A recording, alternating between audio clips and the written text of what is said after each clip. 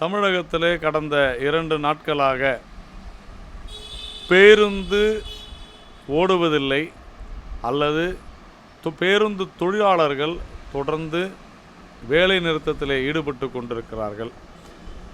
நம்மை பொறுத்தவரையிலே அவர்களுடைய கோரிக்கைகளை பல்வேறு நியாயமான விஷயங்கள் இருந்தாலும் கூட மக்களுக்கு மிகப்பெரிய இடைஞ்சல்களை கொடுக்கக்கூடிய, அசௌகரியங்களை கொடுக்கக்கூடிய இந்த வேலை நிறுத்தத்திலே அவர்கள் ஈடுபட்டிருப்பது வருத்தத்திற்குரியது.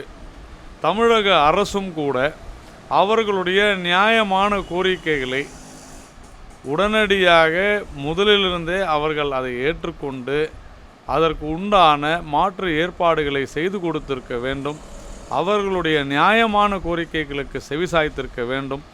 ஆனால் இந்த பிரச்சனை கடந்த 15 வருடங்கள் 20 வருடங்களாகவே இருக்கிறது.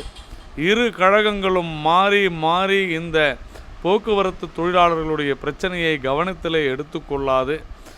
உண்மையை சொல்லப்போனால் இவர்களுக்கு ஓய்வூதியம் கூட அவர்களுக்கு செலுத்த வேண்டிய நேரத்திலே செலுத்தவில்லை, செலுத்த வேண்டிய தொகையை செலுத்தவில்லை என்பதும், அதே போல இந்த போக்குவரத்து கழகங்களுக்கு அவர்கள் கொடுப்பதாக வாக்குறுதி கொடுத்த டீசல் மானியத்தை இன்னும் கொடுக்காது இருப்பது போன்ற பல்வேறு விஷயங்களை அவர்கள் நிறைவேற்றாமல் இருப்பதுதான் இந்த வேலை நிறுத்தத்திற்கு மிகப்பெரிய காரணமாக அமைந்திருக்கிறது. இந்த சூழ்நிலையில் தமிழக அரசு இதில் எந்தவிதமான ஒரு கௌரவ பிரச்சனையாக இதை பார்க்காமல் மக்கள் நலன் கருதி, தொழிலாளர்கள் நலன் கருதி உடனடியாக சுமூகமான பேச்சுவார்த்தையில் ஈடுபட்டு இந்த தமிழகத்திற்கு வருமானத்தை ஈட்டக்கூடிய அளவிற்கு சிந்தனை செய்து அதன் மூலம் போக்குவரத்து கழகங்களை லாபத்திலே இயக்குவதற்கான பல்வேறு முடிவுகளை எடுக்க வேண்டும், வியூகங்களை வகுக்க வேண்டும். இல்லை என்று சொன்னால் எல்லா துறைகளிலும் இது போன்ற போராட்டங்கள் வெடிக்கும் என்பதை தமிழக அரசு உணர வேண்டும். இப்பொழுது தேவை ஒரு சரியான தலைமை.